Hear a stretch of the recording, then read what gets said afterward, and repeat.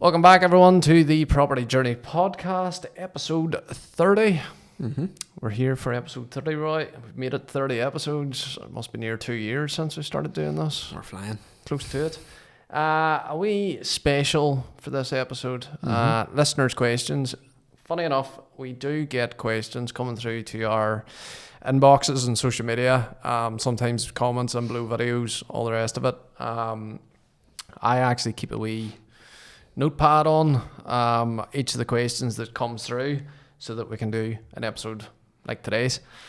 So first one, Roy, is how did you get involved in property? What made you get involved in property? It was a long time ago, Chris. A very long time ago. Let me see when that was. Probably back in 2004. It was actually my brother got me into it. He's a wee bit older than me. And he had bought his first house. And then he was moving on to his second house. And he decided, well, he needed a bit of money. So the best way of doing it is you do a joint venture. So he pulled me in with him. So he knew I had savings in the bank. So we went in together then and bought the house. And then from that, it just snowballed. So then I got a feel for it myself. That was back just before the last boom was starting to take off. And then myself and him started to do a few refurbs and things like that. And then it was he was buying a few houses, and then I went and bought a couple myself. And then like that was I was maybe 17 at the time, 17, 18. So quite a long time ago. And then it just transpired and it just grew from there. And I suppose that probably is before you even got into, you know, your job now, essentially, you know, as a solicitor. Well before it, I can remember being at university, and you spent the holidays, you were driving around looking at houses and bidding on houses.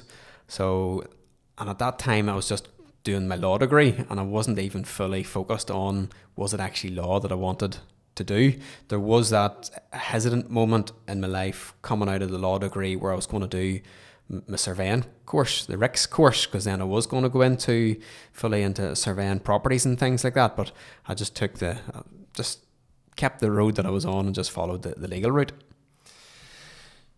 And for me, I've only fell into property, and it's not like I'm, you know, doing it on a day-to-day basis, but I blame Roy for it now because it's been 2 years down the line, and this is what we've accomplished. Leads on to the next question then. What made you start the podcast about property? I'm going to answer this one because when I first started with Roy, I used to sit down, try and get videos with him, and he used to be able to do about 2 minutes. Fantastic, it was great, and then he stopped and he couldn't finish the video, and it used to be the most frustrating thing as someone that does marketing. So I came up with the idea of the podcast then where we can sit and actually ask the questions. But I think for us, Roy, the main thing is getting the right information out there. Absolutely. You know, it's not in a nice way crap that you hear on social media, you know, where it's a grey area. A lot of the times that you're hearing, it is grey. It's not maybe 100% truthful. It's, you know, very difficult to kind of really trust. Yeah. And the reason for us probably for the podcast was we want to put information out there and give people the right advice and give people the right information and let them make their own choices based on the information. Truly, well, first of all, yes, as you said, camera wise, I'm not the sort of person, don't like being behind the camera, don't like my name in lights. Any business that I've started and grown, it's not my name. There's always a different name linked to it. Well, not linked to it, but as in, you know, it's a different brand as such, because I just don't like, I'm just not that sort of person. But as you say, the whole purpose of these podcasts was to be genuine and to be honest. So it brings like the legal side in me out. You know, as a solicitor, that's the whole point. You spend all day, you're taking concerns from your client, you're giving true, honest advice to protect them. And there's times where you're giving advice whereby it's purely genuine advice and you're not making any money off it. So to give you an example, last week alone, there was 3 people who came into me. They had a concern. They wanted a particular step carried out. And I was honest with them and said, listen, there's no point actually going through that process Yes, if we do it, but the time you do it, the outcome isn't going to be of any benefit to you. It's going to take too long. It's not going to be worthwhile, and you're ultimately going to waste your money. So they literally walked out the door, and that was it. I'm not carrying out any business for them because it wasn't worthwhile. And in this game as well, in the investment and the education point, there's been a massive boom in it in the last, say, 18 months, and even in the last 12 months. And very simply, the vast majority of people who are in it are selling courses, and all they're doing is making money off those courses. Whereas the likes of myself, I'm working with people closely because it's something that I enjoy doing. I'm not here to make any, there's no money being made off these courses whatsoever. It's simply to help everybody. And it's just so frustrating to see these guys coming online, blurting out information, and all they're doing is making money. I was going to just pop in there, Roy, because you had said there's no money being made off these courses. There's no money being made off these podcasts. I beg your pardon. Because we don't sell courses. No. Just to make that point. Slip of the tongue. We don't want to be thinking that we're selling courses now. If you are interested, they're about $2,500. No, per month. I agree, Roy. It is. It's about giving people the right information. It's about and we'll not shy away from pointing people on the risk side of things. This, you could go in here and you can make money investing in property, or you can go in here and you can lose the lot. That's just the bottom line, and it has to be a very serious decision made if you're going in under that route. So one of the questions that we got, and a lot of people also do send in messages or talk to yourself or have a conversation, is about budgets that they've maybe got. I've got 30 grand here, Roy. What can I do with it or whatever? So one of them was actually, I've got a budget of £50,000. What's the best way to go about maybe investing in property with that money that they've set aside? Well, not to tell anybody to invest in property, but if it's something that they want to do and they've got the money sitting, generally you're limited then to the value of the house that you can purchase. So normally you need to put down a 25% deposit on the house. You have to factor in legal costs, probably anything up to maybe £1,500, £2,000. You have to factor in stamp duty, which is 5% of the purchase price as well. And then also, it's always good to have a small budget aside as well, because no matter how good a house is or looks whenever you're doing viewings, there's always something that needs done. And my opinion is you're safer going in, sprucing the house up for the sake of, £1,200-1,300 to recarpet the place, maybe £1,000 to repaint it, give it a good clean, tidy up the garden, just give it fresh. You're starting with a really, really good product. You'll attract, all being well, a good tenant. And then that should be it for a number of years, all being well. So with the budget and factoring all those things in, at the minute you're probably looking at about a house, maybe about 100 grand or so. So those opportunities are fast disappearing because the market is rising, and a lot of houses maybe in and around that price mark, you're going to need to do a bit more work to it rather than just a superficial lick of paint. There might be something a bit more needed, like maybe a new kitchen, or maybe a wee bit of damp work or something, maybe a new boiler, something along the lines that's going to take maybe 5,000 to 10,000 spent on it. Because probably at the minute, and I suppose if you look at the market, houses that were maybe in around 100,000, say 5-6 years ago, are probably now sitting in around that, maybe 115,000, 120,000 easily. Yes, easily. I suppose then it's really down to, with a budget like that, looking at your costs, looking at what your affordability is, looking about potentially how much you would get from a buy-to-let mortgage, all those kinds of things then all have to be factored in. It's not just about, I've got a big lump of cash here, what can I do with it? Would you recommend a management company to manage a property, or would you try and do it yourself? For the vast majority of people, I would say always get an agent, because it's like anything. You might think, straightforward enough, and you might be willing and keen to learn it all yourself. And that's all well and good if you have the time and you can sit down and you can research it and you know and you can figure out what all your compliance side of things are. But what you're taught in business is you build a strong team around you. You build your accountant, your legal team, your mortgage broker, or whatever other experts you are, depending on what industry you're in. And if you pull those experts around, you will grow far, far faster.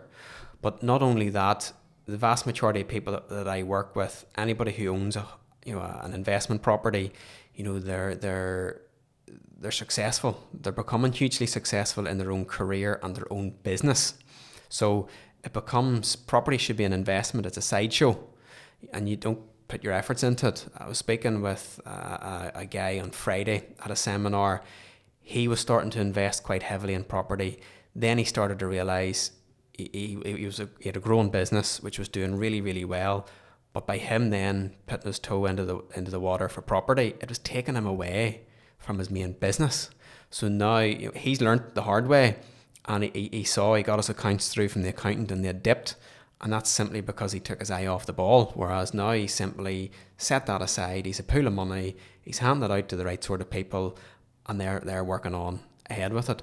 So, and even if it works, even for if you're not massively career driven or what have you, but just the general headaches and the hassle. Yeah. Most people invest in a pension. You don't phone up the pension broker every week and say, right, well, what bonds are you investing that in? And let me see what you're thinking about there and what you're doing. You hand it over, you give them all the headaches. If the markets are going well, brilliant. If the markets are doing poorly, that's their job. They're sorting it all out. And it's the exact same with property. Hand it over, have nothing to do with it, and just either focus on your business or career or enjoy life. Yeah.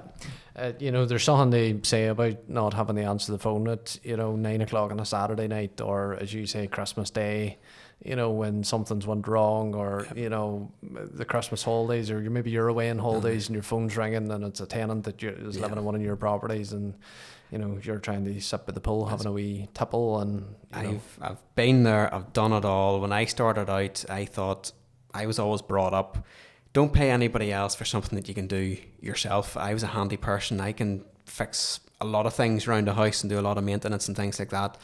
And there was nothing as bad as you being on holidays and getting a phone call, and you knew there was something broken or a toilet leaking.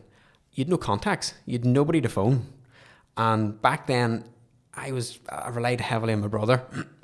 He would have relied on me too. So even though we were away, there was always some of us about, or we had a few other connections that we could have pulled in as favours. Whereas now, there's such a shortage of trades guys out there that if you don't have a trades guy on your phone, on your mobile, that you can text, that you can lift the phone to, you're well down the pecking order, and you're, put it bluntly, you're in most cases screwed if you're phoning looking a plumber to go out and fix a broken shower or a leak on the same day. Yeah. And I suppose then, to link back to the question, a management company is going to have those contacts. They may already actually just have a handy person, employed to them, who's going to be able to do that sort of stuff for you. Do you have recommendations for, say, different tradespeople, people involved in property, sort of your team that you would build around you, surveyors, things like that? Over the years, there's another thing actually as well. Over the years, I've trialed a lot of people. And you think it's simple when you're starting out. I'll go out and I'll use that plasterer and I'll use that plumber and all. And you think that's all brilliant. But it's not until you get yourself into a sticky situation, until you actually see who's good, who's not good, but not even that, who can you rely on is the big thing. So I've built up a good core from a real good kitchen fitter, if I'm getting a bathroom refurbed, to plumbers, to a surveyor. So anytime a house is being bought, it's getting surveyed, it's getting checked out, to mortgage brokers, everything the whole way through, that I can, mobile phone number, I can lift the phone day or night, weekend, and I'll get a response, and we all work together fantastically.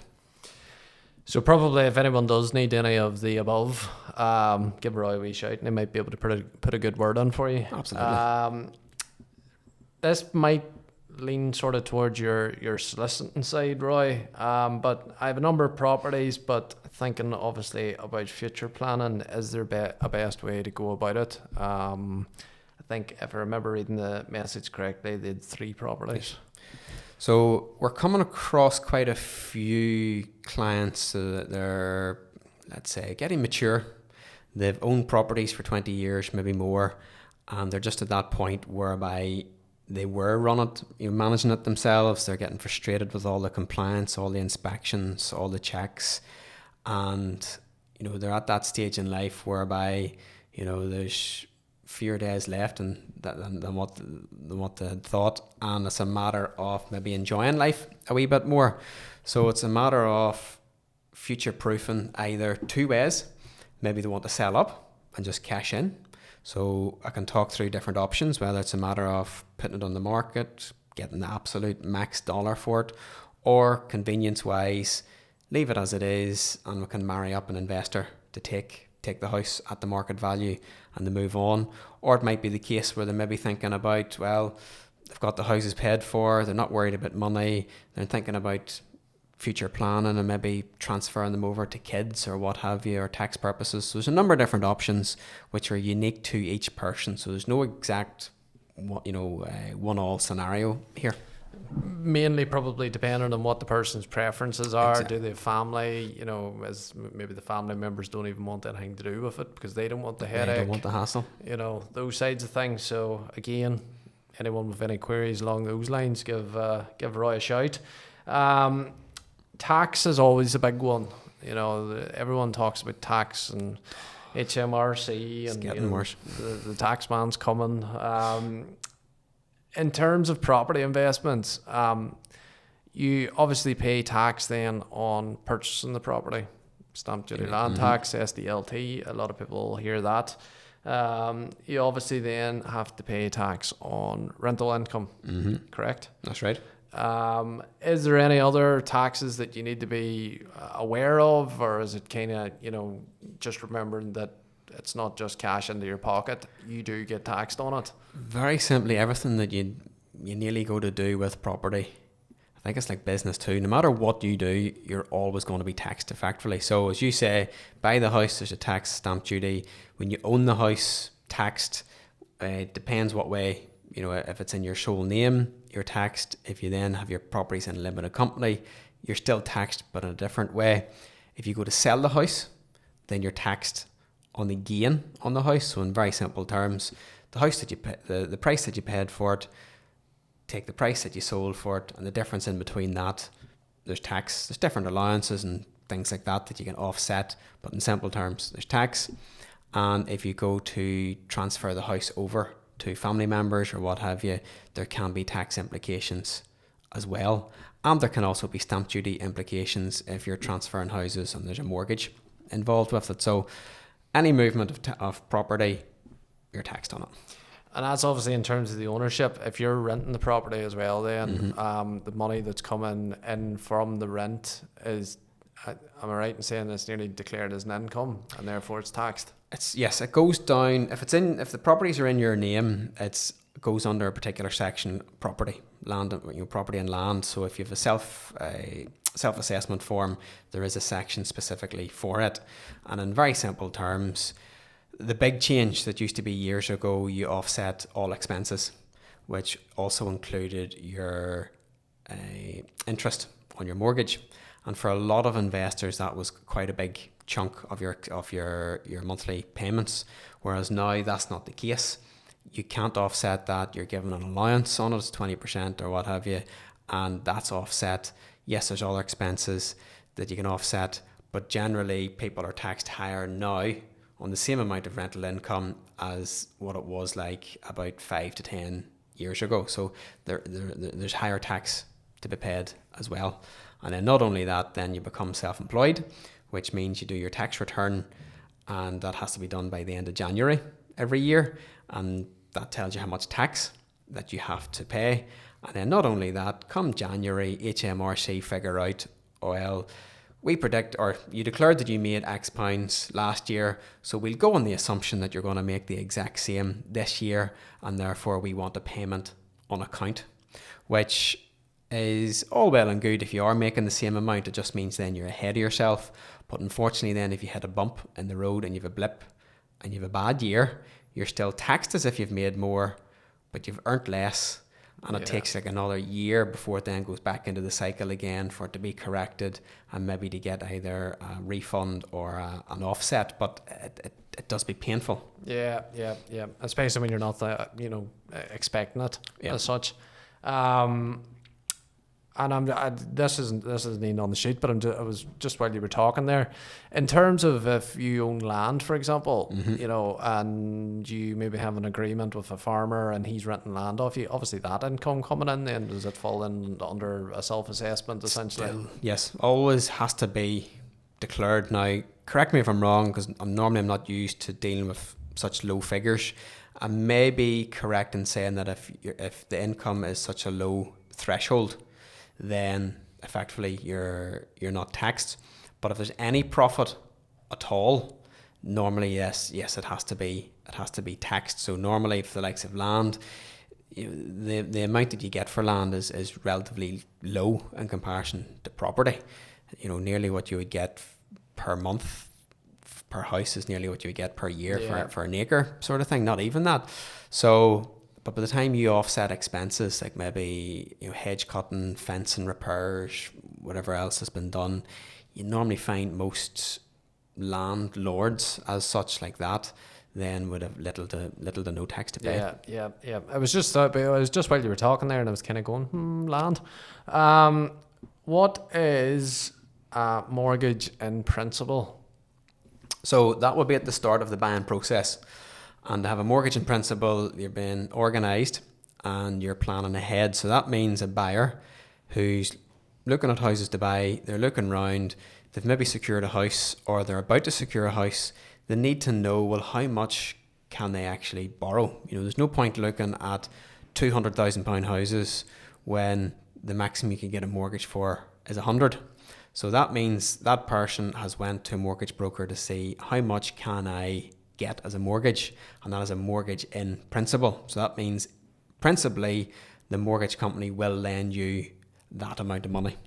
So that allows you then to bid and find a house within your budget, and then you go through the process of actually turning that mortgage in principle into a formal mortgage offer, which is an offer by the bank to say we will give you X pounds to facilitate you to purchase this house. And I'm going to throw a wee bit of a curveball in, but I'm assuming that this would be this very similar process if you're looking for a buy-to-let mortgage. Buy-to-let, most people, it's the exact same process, yes, but the vast majority of investors would be a wee bit more seasoned and they would have an idea maybe beforehand. There are slightly different rules for investments as opposed to your own house. So for instance, there's a couple of lenders that don't look at income. So it doesn't matter at all. There's some look at the rental income. So it's not exactly the exact same in the buy-to-let market, but the principle still applies. Yeah. And final question then is if, for example, a home mover, should they sell their property first before they purchase their next home? Should they go through kind of a transaction chain where the sale's happening on the same day that the purchase is happening? Mm-hmm. What would be your recommendation on that front? It is the biggest challenge that home movers experience. I'll run through a number of different examples that we come across. Occasionally we see people who, no matter what, they want their house sold and they want out. And that was very common for maybe somebody who was trapped for a number of years there. The house was worth less than their mortgage, and then once the house got to the value that they knew they could pay off their mortgage, they hated the house, they hated the area, there was just too much negativity linked to the house, they wanted gone. So what they did was they made sure if the house was sold, that was them gone. Then they started to look for a house to move to. So in reality, it can make you more attractive to a seller because you're not creating a chain. Because you maybe have a deposit, you've got a mortgage in principle, you're start of a chain, and that's it, very attractive. That doesn't suit the vast majority of people, because the vast majority of people who are moving houses, it's their home that they're moving. So, they've a lot of belongings, and they've maybe children as well. So you can't, to sell and to move into temporary accommodation, on the one hand, practically can maybe work out, or stressfully maybe work out, but practically it doesn't. So you're into a double-edged sword as to what do you do. So what most people do is they run the two at the same time. So that means just as they're about to put their house on the market for sale, they will start to look around for, where do they want to move to. And all being well, you'll find a house that you secure, and your house goes sale agreed as well.